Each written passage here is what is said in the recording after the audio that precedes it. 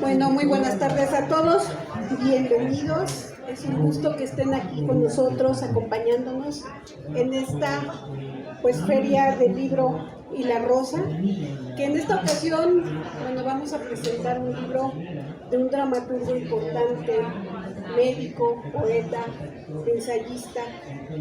Este texto fue editado por Hugo Miranda y lleva por título Últimas Máscaras. Queremos agradecer, por supuesto, a la directora del Foro Cultural de la Embajada de Austria en México, Ana María Estey, quien está aquí con nosotros. Y bueno, no nos vamos a extender en las presentaciones porque contamos con poquito tiempo, pero para comentar y hablarnos un poco sobre esta obra, por qué surge, cuál es la importancia de ella. Yo, por ejemplo, les voy a confesar, no lo conocía hasta que empecé a verlo. Fui conociendo a este autor y me parece muy interesante que en México empecemos a conocer otro tipo de autores que han destacado, ¿no?, en la literatura europea, en este caso el vienés. Entonces, aquí tenemos especialistas en el tema que nos van a comentar sobre este texto.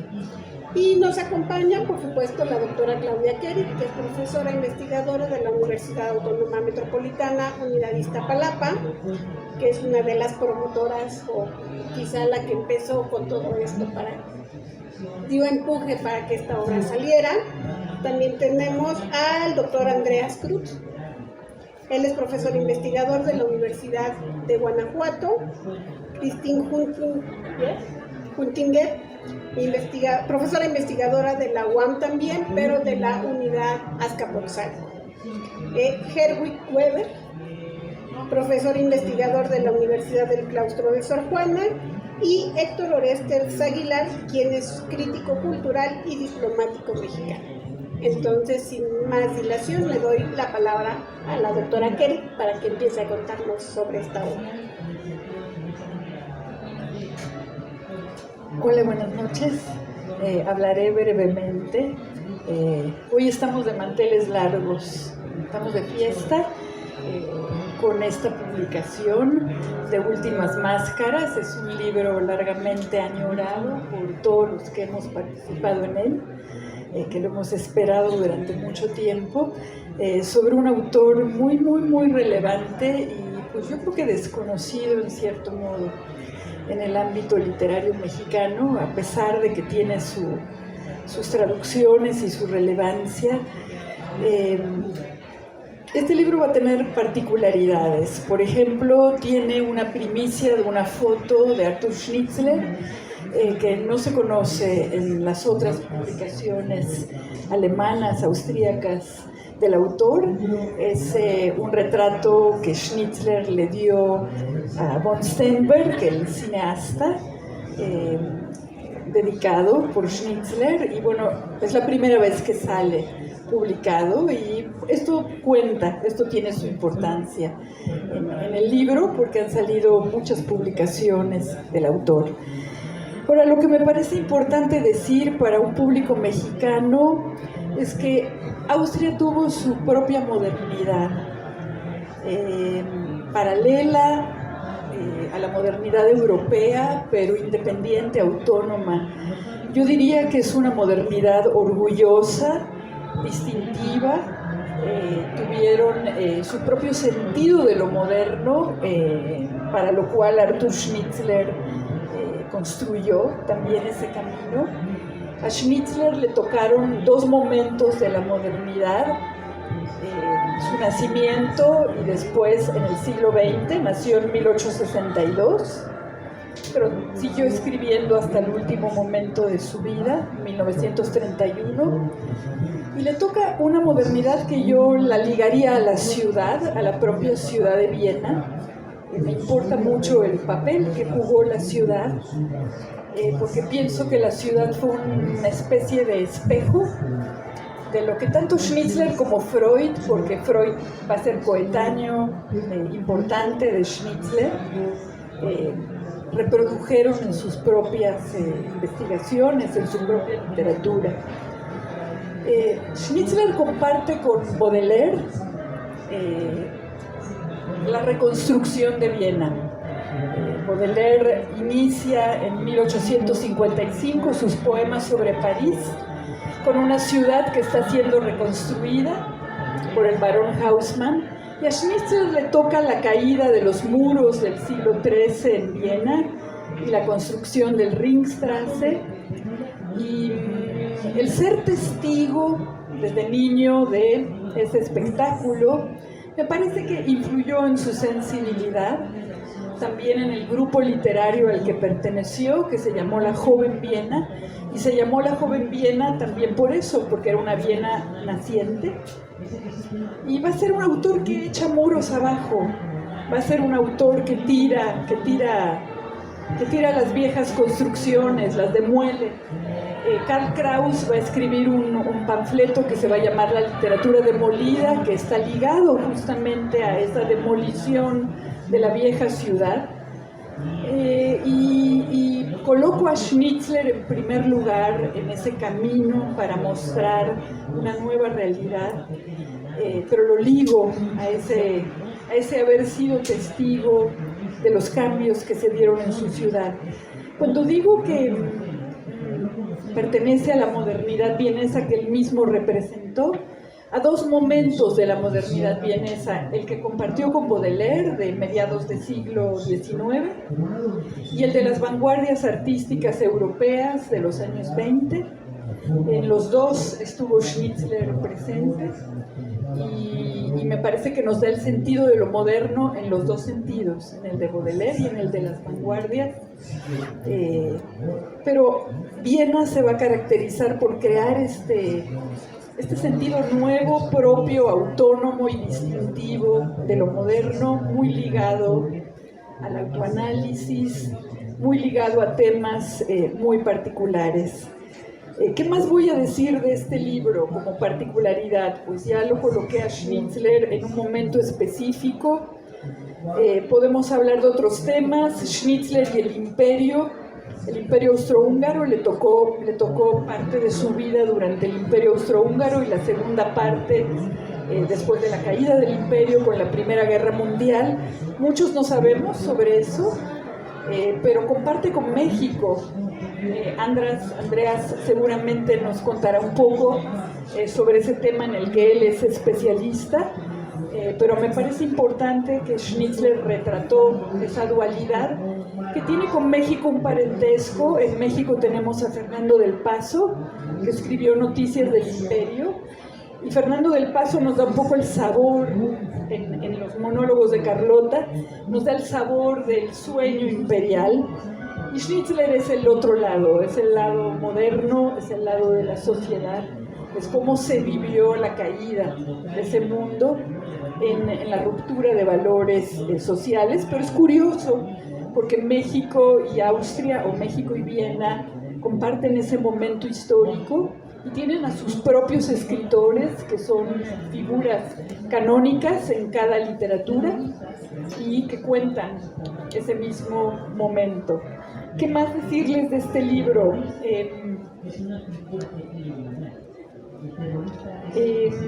Bueno, este libro toca también un tema delicado, que es el tema de la identidad judía del autor.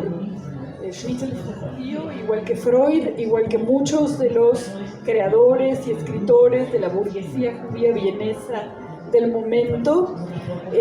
Hugo Miranda, que es el autor de todo este trabajo, no evadió el libro, no evadió el tema, y de hecho nos trae trabajos muy serios sobre esta sensibilidad, cómo influyó su condición judía en el tipo de personajes que creó, en una cierta melancolía del autor, en una cierta tendencia a la inacción en los personajes masculinos, personajes melancólicos propensos a la inacción. Esto tuvo que ver directamente con su propia identidad y las condiciones de ese momento. Es uno de los temas, yo diría, es una de las aportaciones del libro.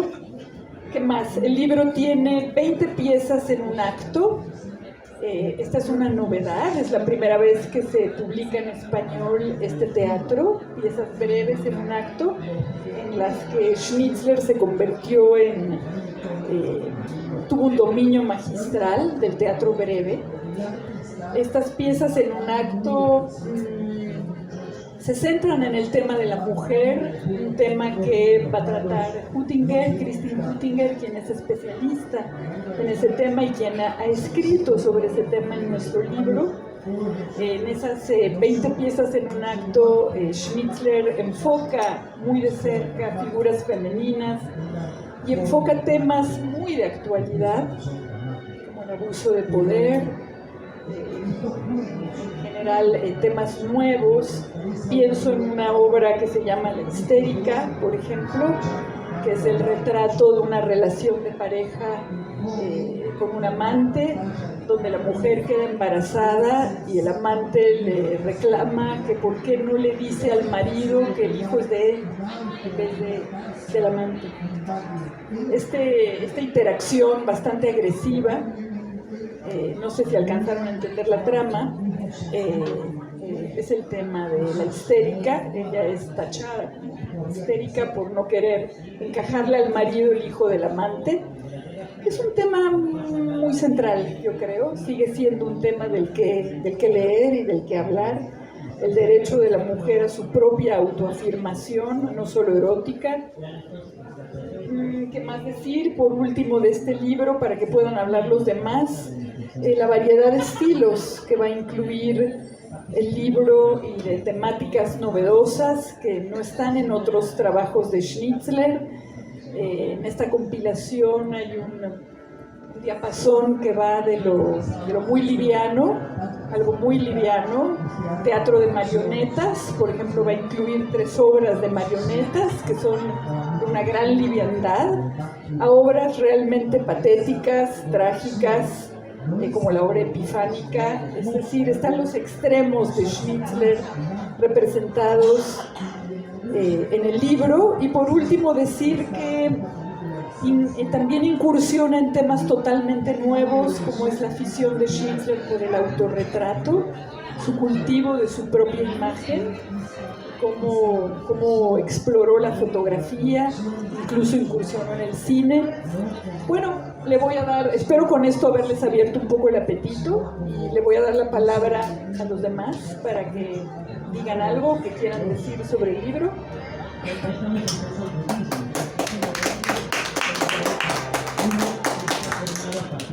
Buenas noches. Yo voy a hablar un poco acerca de las mujeres que Schnitzler está retratando en su obra.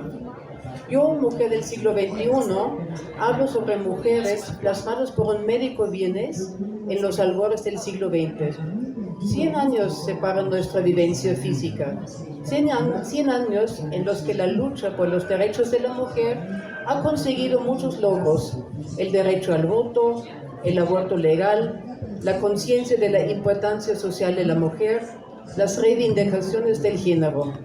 Y aún así, seguimos bajo el mismo esquema patriarcal, un esquema que me acerca a los personajes de Schnitzler, aunque el ambiente social y geográfico en que se mueven me quede lejos.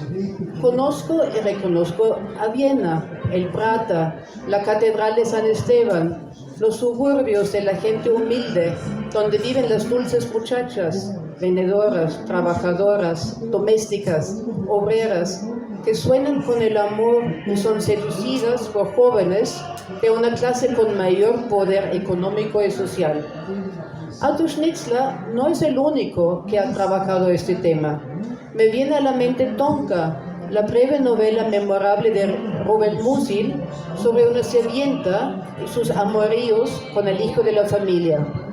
¿Acaso la pureza del alma está circunscrita a una condición social inferior que hace florecer la limpieza del alma, la añoranza y la nostalgia? Me sitúo ante los textos de Schnitzler pensando en el eco que dejan en mi alma, la compasión y la comprensión que me causan la vida y el destino de Therese con sus vaivenes. Esta novela en que Schnitzler describe de forma pormenorizada la vida de esta mujer, quien parecía afortunada por haber nacido en una familia burguesa, pero cuyo afán de libertad, su búsqueda de sí misma y de la felicidad, la hicieron entrar a manos de hombres diversos en una espiral descendente, hasta que finalmente su propio hijo le dio la muerte. Una novela que muestra con gran pesimismo las pocas opciones que tiene una mujer sola para superar la situación en que se encuentra. Schnitzler muestra a la mujer a la deriva, a merced de relaciones contingentes, en las que ella acepta definirse por la mirada del hombre. Ambigua y aburrida la relación con el novio, que la deja para estudiar. En la pasión encuentra otro nivel de amor. Vive una pasión con el teniente que la abandona con la reputación arruinada.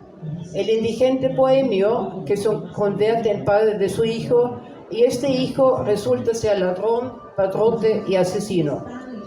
Un panorama desolador, descarnado y desencantado del mundo en que se mueve la mujer.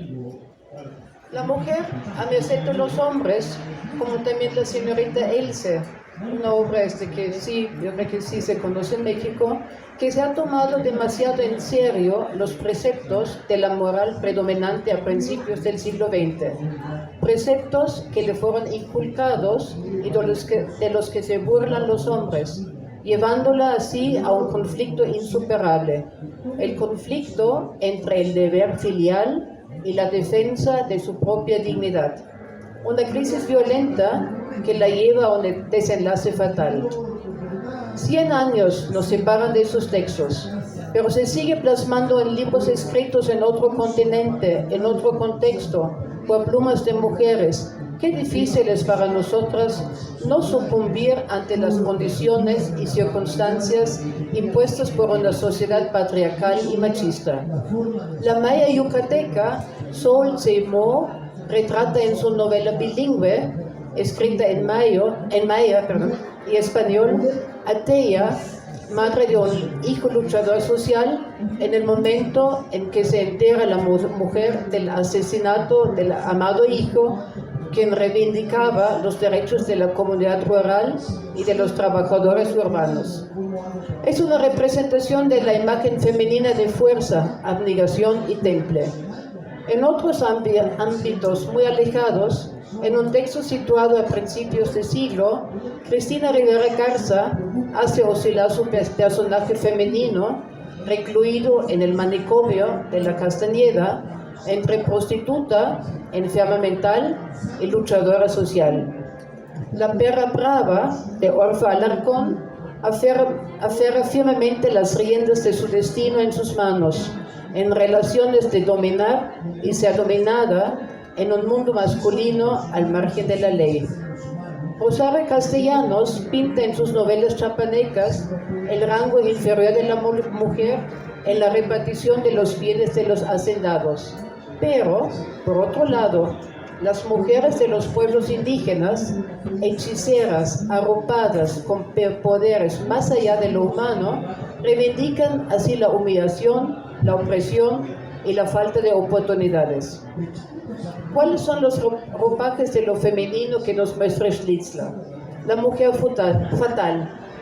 Bueno, menciono aquí los títulos, pero bueno, la mujer fatal en Juego al amanecer, la mujer vital, la mujer derrotada, la mujer engañada, entre otras.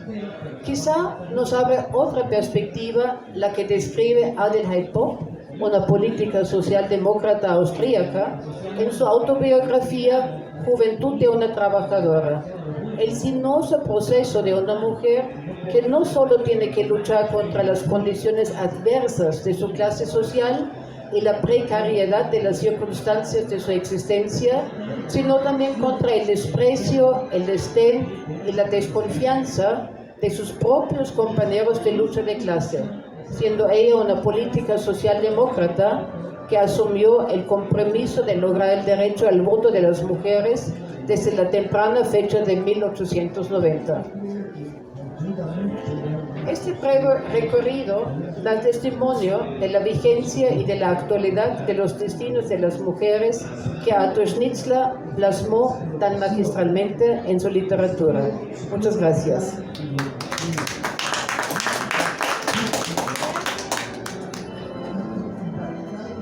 Buenas noches. Bueno, yo voy a improvisar más bien, empezando con decir que pues, yo no soy nacionalista, sino más bien percibo la idea nacionalista básicamente como la peor invención de la humanidad que nos ha hecho muchísimo daño. Tampoco soy muy patriota, o sea, mi patriotismo se limita a pues rastrear obsesivamente los resultados de carreras de esquí, a ver si gana un austríaco. Y si gana me alegro, y si no gana digo, bueno, típico austríaco. Pero pues hay una cuestión con este libro, siempre cuando esa gran literatura austríaca finisecular, que pues podemos llamar decadente, finisecular, como queramos en realidad, o sea, esa gran literatura a la que pertenecen Schnitzler, Joseph Roth, Hugo von Hofmannsthal, Robert Musil y muchos más, se propaga en México. Siento algo así como una alegría nacionalista, que no debería sentir, pero bueno. Lo que dijo Claudia, pues lo voy a usar ahorita para seguir improvisando. Yo no soy para nada especialista en esas relaciones, o sea, más bien me he ocupado a lo largo de unos 15 años del Segundo Imperio Mexicano bajo Maximiliano de Habsburgo. He escrito un libro sobre eso que es demasiado voluminoso y que obviamente nadie compra ni lee, Destino de los libros. Y me da cierta tristeza porque este momento histórico, el Segundo Imperio, es en realidad el contacto más directo que han tenido Austria y México, que son los dos países que percibo hasta cierto grado como mi patria. Y es un contacto violento, un contacto dominado sobre todo por la tremenda arrogancia y la tremenda ignorancia también de la cultura europea frente a México. Me da tristeza, me da alegría por otro lado que pues hubo otro momento de un contacto que dista de ser tan intenso, pero que es mucho más productivo, que fue el auge que tiene la literatura austríaca finisecular en México, sobre todo en la generación de los escritores del medio siglo. O sea, el hecho de que escritores como Sergio Pitoy, que Herdig les va a platicar todavía, o Juan García Ponce, apreciaran mucho a escritores como Jaimito Fondódora incluso, o Robert Musil, es algo que me da ese orgullo inocente que tiene ciertos tintes nacionalistas. Y creo que esos contactos son los que hay que pues, realmente resaltar. Y el hecho de que ahora se presente un libro que incluye textos de Arthur Schnitzler, que quizás no es de los más conocidos en México, es un libro que se pudo presentar, que se puede presentar gracias a un tremendo esfuerzo y a la tremenda pasión de Hugo, al que quiero agradecer eso. Ese hecho me da gusto, porque creo que así deberían ser los contactos entre las culturas, menos Maximiliano de Habsburgo y más Arthur Schnitzler. Y quiero pues, terminar con un escritor que Claudia mencionó, que es Karl Kraus, que es mi gran ídolo en esa literatura porque era impresionantemente gruñón, malhumorado, típico vienés. Estoy operando con clichés, obviamente, para que eso quede claro. Y es curioso que Karl Kraus y Arthur Schnitzler no se hayan querido mucho. De hecho, pues Karl Kraus buscaba mucho el reconocimiento de Arthur Schnitzler, que era mayor que él y más reconocido, y nunca obtuvo ese reconocimiento. Pero pues posiblemente Schnitzler seguía siendo uno de los pocos escritores de los que Karl Kraus hablaba bien. De los otros eran como, bueno, no voy a usar groserías. Se me hace curioso y creo que Kraus y Schnitzler, aunque no se hayan entendido muy bien, comparten una cosa, que es cierta modestia ante el lenguaje, que comparten el convencimiento, que comparten el saber de que nosotros no somos dueños del lenguaje, sino el lenguaje nos posee a nosotros. Y creo que es muy importante porque esa actitud posibilitó o logró que los dos encontraron una postura realmente humana ante la Primera Guerra Mundial que les tocó vivir a los dos.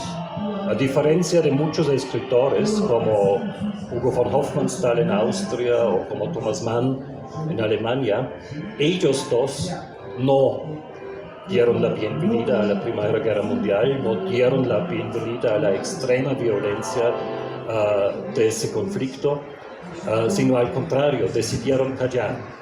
Pero en el caso de Kraus esto era un callar que en realidad era un vociferar, era un exponer la estupidez, la estulticia de los muchos que creían manejar el lenguaje, que en realidad fueron manejados por el lenguaje y por ende también tuvieron que responsabilizar parcialmente el hecho de la guerra. Ellos dos no, precisamente porque entendieron que el lenguaje genera conflictos, genera violencia, genera guerras. Entonces Kraus vociferaba y Schnitzler, como en esos dramas, en esos fragmentos que están publicados en este libro, buscaba la causa de la violencia en el abuso del lenguaje, pero un abuso que se manifiesta en relaciones personales, en relaciones íntimas, en relaciones familiares. Y así, sin hablar de la Primera Guerra Mundial, expuso la violencia y expuso también la responsabilidad que todos nosotros que eventualmente abusamos o mal usamos el lenguaje tenemos ante el hecho de la violencia de la guerra. Como también Cristina junté nombre y apellido, como también Cristina acaba de demostrar con su maravilloso texto. Y pues en este sentido otra vez mi más sincero y profundo agradecimiento a Hugo, que posibilitó la publicación de ese libro, que es definitivamente una parte muy muy positiva, muy productiva en el nexo, digamos, que las dos culturas, México y Austria, pueden tener. Muchas gracias.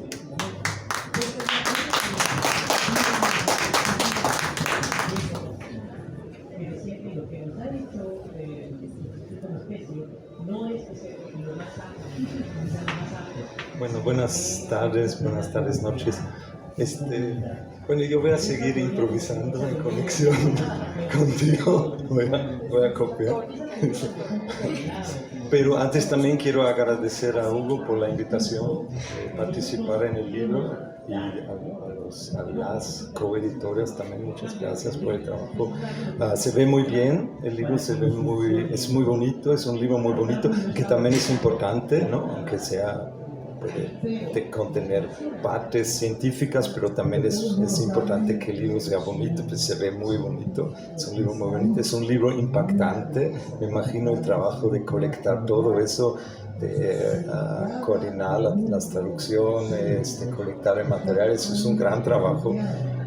Y va a estar en las bibliotecas por muchos años, ¿no? Como a lo mejor como un libro estándar también de textos pequeños de Schnitzler, pero bueno, es que casi todos los textos de Schnitzler son pequeños, entonces los textos en ese libro no son excepciones realmente, sino muestran un poco algo muy característico de la literatura de Schnitzler, que son piezas pequeñas, como es como muy típico para la literatura del modernismo, la literatura fine secular, pienso ahí también en Hofmannsthal, pero también en Peter Altenberg, por ejemplo, ¿no? Son como más miniaturas, muchos de los textos de Schnitzler.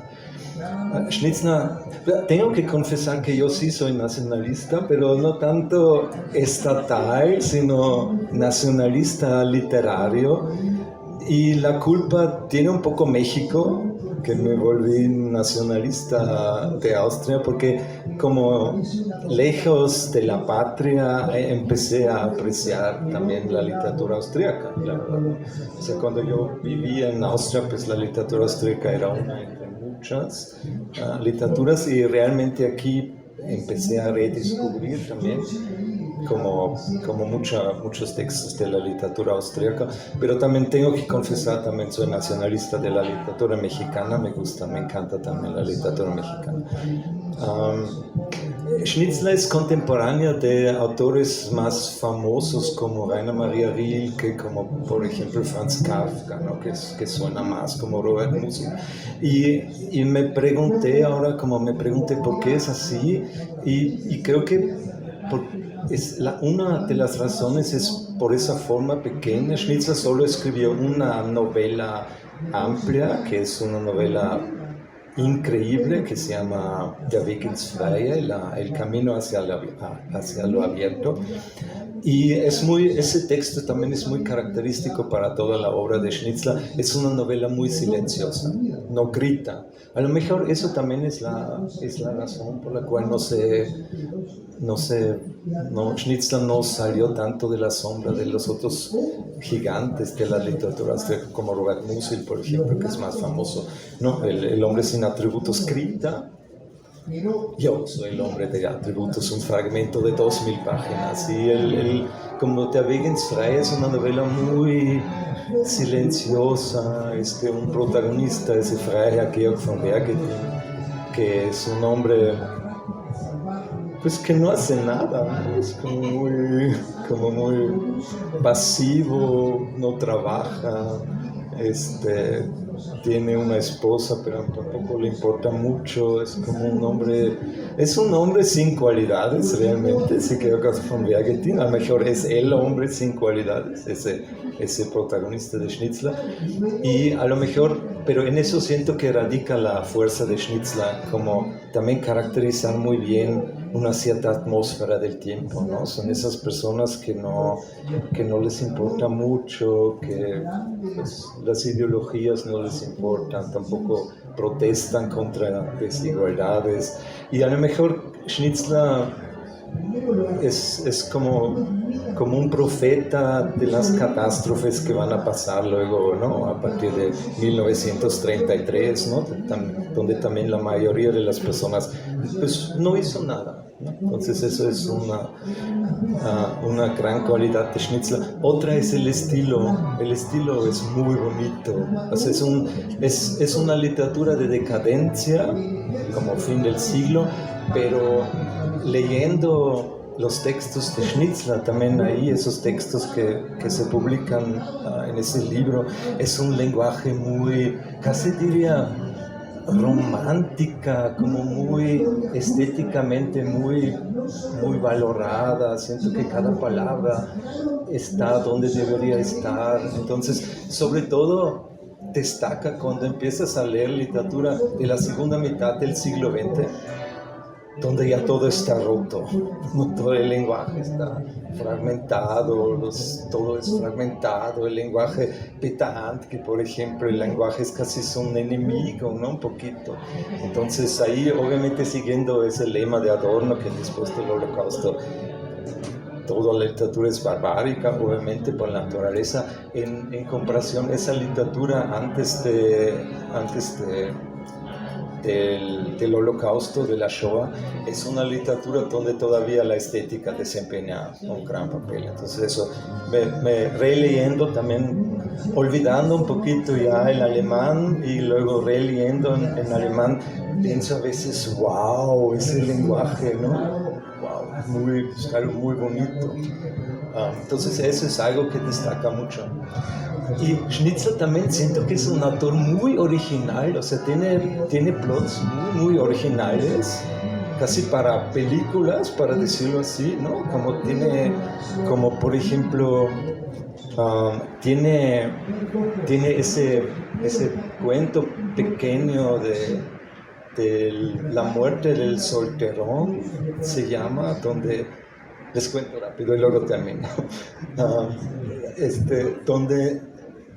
donde son llamados 3 amigos a una casa de otro amigo que acaba de morir, ¿no? Entonces hasta ahí como en el velado, ¿se dice? Velado, y los 3 amigos, qué raro que se murió tan de pronto, y encuentran una carta de ese amigo muerto donde describe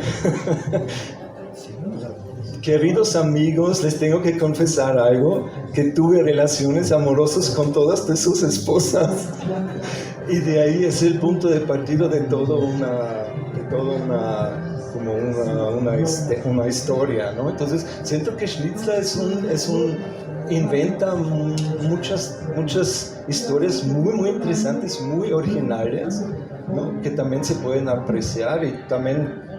Por eso también hubo muchas adaptaciones al cine, también adaptaciones. Villarrutia adaptó ese cuento del que estoy contando. Entonces, Schnitzler encontró también un poquito la entrada a la literatura mexicana con Sergio Pitol, que también le interesó. Creo que Sergio Pitol le interesó esa manera de decadencia, esa literatura decadente, esa atmósfera decadente, porque siento que vio algo parecido a su situación en los 70s del año pasado, del siglo pasado, como que también era una generación de los hijos, ¿no? Como las grandes novelas ya estaban escritas, la novela universal ya estaba escrita, entonces ¿qué podemos hacer nosotros como autores postmodernos? Y así me imagino un poquito la situación de Schnitzler, ¿no? Que las grandes novelas del siglo XIX, Madame Bovary, ya estaban escritas, ¿no? ¿Y qué podemos hacer ahora nosotros? Pues nos queda hacer la forma pequeña. Entonces Pitol vio en esa generación de los hijos algo parecido a su situación postmoderna y retomó Schnitzler, pero la elaboró de una forma postmoderna. Pensé que es una calificación. Bueno, con eso termino entonces. Eso fueron algunas chispas de ideas. Muchas gracias.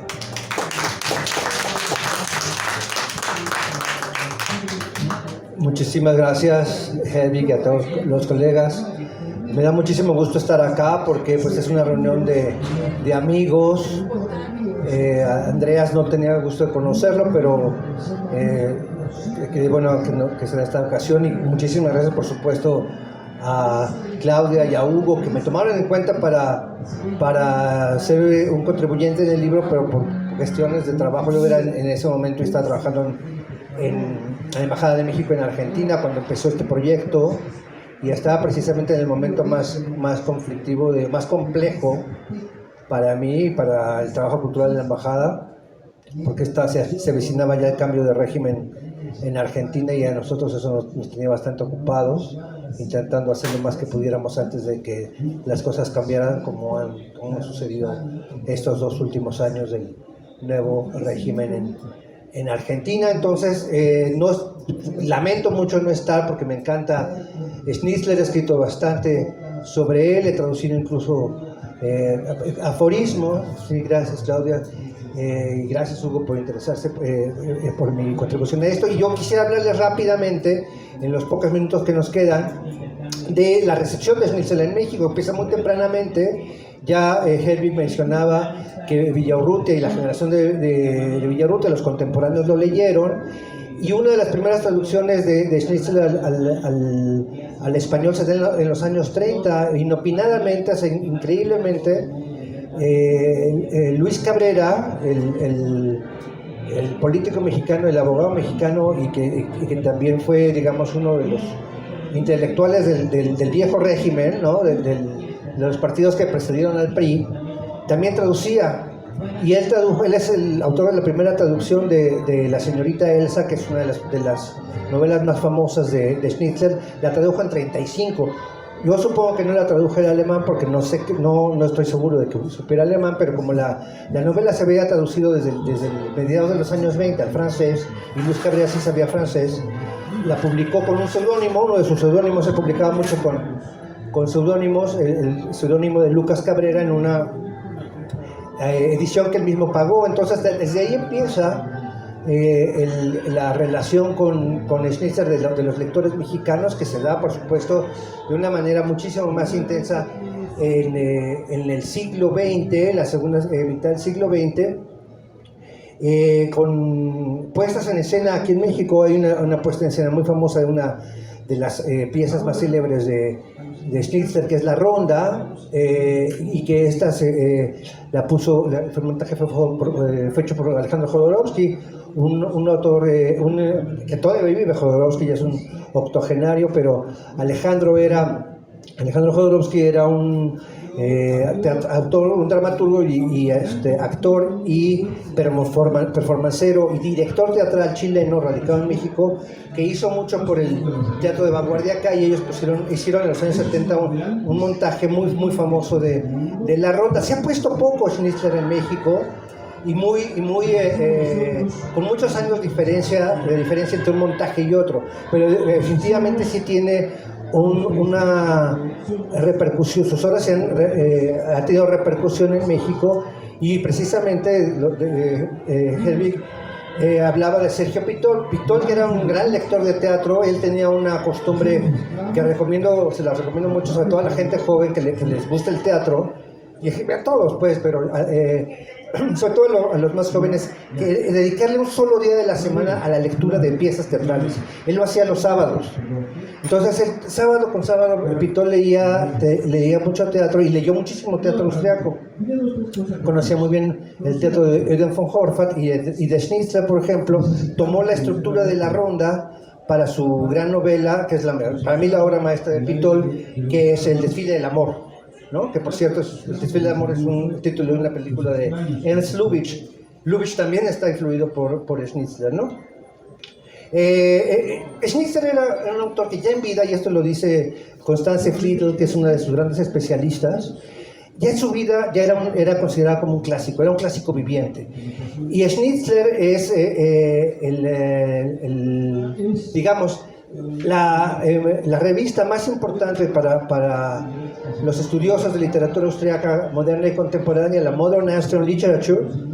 Está basada, es decir, es la revista de la Asociación de Estudios de Arthur Schnitzler. Y tú sabes la cantidad de estudios que le han dedicado a la obra de Schnitzler en esa revista, que han de haber publicado solamente ahí unos 400, 500 artículos sobre la obra de Schnitzler. Está muy estudiado, se le traduce mucho en Europa, se monta mucho, pero con mucha distancia, el autor teatral con más vigencia del campo cultural alemán, por lo menos para mí. Sus obras son de una contemporaneidad feroz, las piezas parecen que hubieran estado escritas ayer, ¿no? Y una de las cosas que retomar un poco lo que han dicho, lo que decía Christine, su perspectiva de las mujeres en Schnitzler. Schnitzler, por ejemplo, es uno de los primeros escritores que escudriña con mucha inteligencia y con un gran un arte en su prosa, porque su prosa es fenomenal. El mundo, digamos, la esfera libidinal de las mujeres, ¿no? Es si ustedes han visto, o si no la han visto, véanla. Eyes Wide Shut, ¿no? Ojos bien abiertos se llama, o bien cerrados, de Stanley Kubrick. Fue la última de Kubrick, y adapta una novela corta, un relato, mejor dicho, de Schnitzler que en alemán se llama Traumnovelle y debía haber sido traducido, como bien indica Juan Villoro, que es un gran traductor de Schnitzler y que es otro de los grandes escritores mexicanos también influidos por Schnitzler. Debería titularse Relato de un sueño, no Relato soñado como lo tradujeron en Cataluña. Y en la adaptación de Kubrick de Relato de un sueño, hay un momento fundamental en la que, no sé si, bueno, vean la película está protagonizada por dos grandes estrellas de Hollywood, que son, ayúdenme, Nicole Kidman y Tom Cruise. Y Tom Cruise cuando todavía estaban casados. Y hay un momento que está retomado directamente del relato en el que Tom Cruise no da crédito cuando ella le empieza a contar sus sueños eróticos. Porque para una enorme cantidad de varones, incluso hoy en día, las mujeres son incapaces de tener fantasías eróticas del mismo tipo de las de los varones, ¿no? Y eso hace que Nicole Kidman, bueno, el personaje de Nicole Kidman se destardille de risa y casi se cae al suelo de la risa viendo la estupidez infinita de su marido. Ya con esto termino. La modernidad, la actualidad de Schnitzler es fantástica. Sus piezas son difíciles de montar, son complejas, porque escribía, al hacer obras de teatro, las obras largas, seguía novelizando y hacía en el trabajo de introspección de cada personaje una especie de pequeño relato psicoanalítico. Los personajes de Schnitzler en algunas obras de teatro, sobre todo, por ejemplo, en El Sendero Solitario, de Einstein-Leber, sobre la que yo tuve oportunidad. Yo he visto unas 6 o 7 piezas de Schnitzler en vivo. Bueno, he visto como 5 en vivo y otras tantas en DVD, en alemán, y es una experiencia fantástica. Pero El Sendero Solitario es especialmente sobrecogedor porque estás viendo a los personajes en escena psicoanalizándose sobre el proscenio, ¿no? Y esto es tremendo, es un trabajo de enorme exigencia actoral para los comediantes, para los intérpretes, porque los monólogos, es decir, está hecha como una sumatoria de monólogos. Schnitzler es el gran inventor del monólogo interior en alemán, eso no se ha dicho hasta ahora, ¿no? Y por eso es tan importante leer a Schnitzler, porque es un trabajo de reconstrucción personal, es un trabajo, como se decía en griego, bueno, ahora me acuerdo, anagnórisis, ¿no? De introspección, de reconocimiento. Y los monólogos, los parlamentos de los actores en las decisiones de bolsillo de Schnitzler son hasta 5 páginas. Yo felicito mucho a los editores, este es un librazo, trae colaboraciones de los especialistas en Schnitzler, austríacos, alemanes más importantes. Está muy bien ilustrado, está bellísimamente diseñado, es una edición que todos deben tener, que la UNAM y el INBA o el INBAL deberían aprovechar. Y yo lo que propongo al Foro Cultural de Austria, bueno, y aquí en la UNAM y al INBAL, es que se retomara la lectura de las piezas en un acto, aunque sean en lecturas de atril, para empezar a darle un efecto multiplicatorio al libro, que seguramente lo va a tener. Cuando esté a la venta, vendan su coche, pero compren el libro. Muchas gracias. Muchísimas gracias a todos. Sin duda hay muchos temas de los cuales podríamos seguir comentando, extendernos. Desafortunadamente el tiempo nos comió y tenemos que concluir. Pero esperamos muy pronto que el libro esté en las librerías. De verdad es un libro muy atractivo. Hay relatos muy cortos, o sea, se ve un librote, y sí es un librote, pero tiene muchísimos textos, pero son textos cortos. Entonces yo los invito a que lo lean, lo compren, lo lean y lo disfruten. Muchísimas gracias.